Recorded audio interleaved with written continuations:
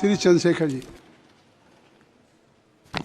आज संसद में दिखाई दिया नगीना संसदीय क्षेत्र से नवनिर्वाचित सांसद माननीय चंद्रशेखर आजाद जी का रौद्र रूप। कई मुद्दों को लेकर संसद में दहाड़े माननीय सांसद जी। माननीय सभापति जी, जय भीम। बहुजन समाज में जन्मे सभी संतों, गुरुओं, महान पुरुषों को नमन करता हूं, जिनमें महात्मा ज्योतिबा फूले, डॉक्टर बाबा साहब अम्बेडकर, माननीय काशीराम साहब को मैं याद भी करता हूं आज के दिन पर। साथ साथ नगीना की महान जनता और भीम आर्मी और हमारी पार्टी आज़ाद समाज पार्टी काशीराम के साथियों का भी धन्यवाद करता हूं। इसके बाद अपने कुल गुरु जगत गुरु सदगुरु रविदास जी महाराज को भी मैं नमन करता हूं, जिन्होंने दुनिया को लगभग 600 साल पहले बेगमपुरा शहर के रूप में दुनिया का सबसे महान लोकतांत्रिक दर्शन दिया। अध्यक्ष महोदय, माननीय सभापति जी, 14 अगस्त 1947 को ये देश अंग्रेजों के अधीन था। 15 अगस्त 1947 को हम लोग आज़ाद हुए। 16 अगस्त 1947 को देश आज़ादी में था, लेकिन धन धरती राजपाट में बंटवारा नहीं हुआ। जो साधन संसाधन थे उनमें बंटवारा सही रूप से न होने के कारण एक बहुत बड़ी आबादी सुविधाओं से वंचित और सम्मान से वंचित रह गई। उनको सम्मान देने के लिए और अंतिम व्यक्ति तक सुविधाएं पहुंचे, इसके लिए लोकतंत्र की व्यवस्था हुई। लेकिन आज़ादी के 70 साल बाद भी हम कहाँ खड़े हैं, इस पर ये चिंता का विषय है। मैं मानता हूं कि सामाजिक न्याय तभी होगा माननीय सभापति जी, जब जातीय जनगणना पूरी होगी और जातीय जनगणना कराई जाएगी और साथ साथ संख्या के आधार पर आरक्षण जो है वंचित वर्गों का बढ़ाया जाएगा। उसके साथ साथ जब राष्ट्रपति जी अभिभाषण पर बात रख रही थी तो उन्होंने शहरी और ग्रामीण क्षेत्रों के विकास की बात कही और ये भी कहा कि दुनिया में सबसे उत्तम शहर हमारे यहाँ बने। लेकिन माननीय सभापति जी, 70% आबादी तो गांव में निवास करती है, तो गांव की आबादी के बारे में भी सोचना होगा कि उनका जीवन कैसे बदले। माननीय सभापति जी, उच्च शैक्षणिक संस्थानों में बहुजन समाज के जो छात्र हैं उनके साथ कास्ट एट्रोसिटी हो रही है, निरंतर उनकी हत्या हो रही है।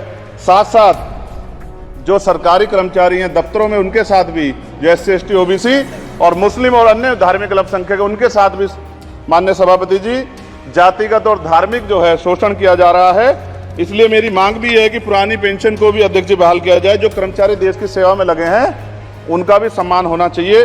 साथ साथ सभापति जी, भाजपा ने चुनावी लाभ के लिए सबका साथ सबका विकास के नारे दिए जो खोखले हैं, क्योंकि 10 साल में दलित, पिछड़े, आदिवासी, मुस्लिम और अन्य धार्मिक अल्पसंख्यक जो अत्याचार हुए हैं वो किससे छिपे हुए नहीं हैं। ये गलत है, ये बंद होना चाहिए। सभापति महोदय जी, महामहिम राष्ट्रपति जी के अभिभाषण में निजी क्षेत्रों में SC ST OBC को रिजर्वेशन देने का कोई उल्लेख नहीं हुआ है, जो कि आज चर्चा का विषय, क्योंकि 98% प्राइवेट सेक्टर है, 2% सरकारी सेक्टर है, तो 98% प्राइवेट सेक्टर में भी हमारी हिस्सेदारी की बात होनी चाहिए।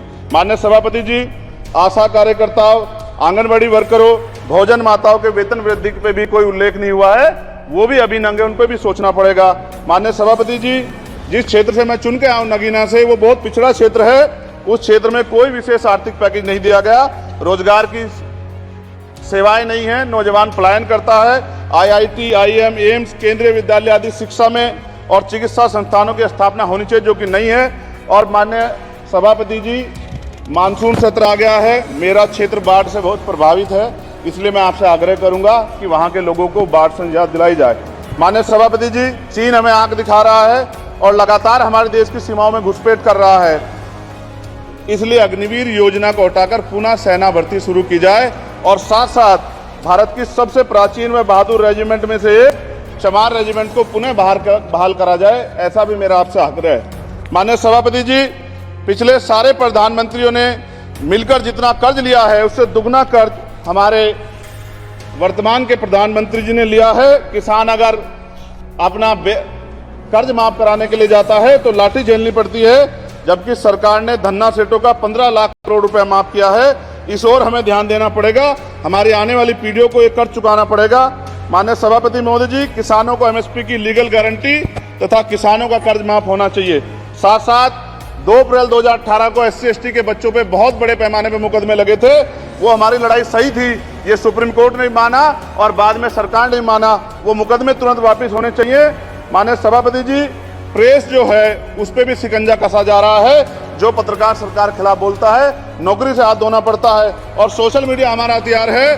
उस पर तरह तरह के प्रतिबंध लगाए जा रहे हैं और विरोध करने वालों को सोशल मीडिया हैंडल भी सस्पेंड करा दिए जा रहे हैं। साथ साथ सभापति जी, पेपर लीक और परीक्षाओं के कैंसिल होने से देश के नौजवानों का भविष्य खतरे में है।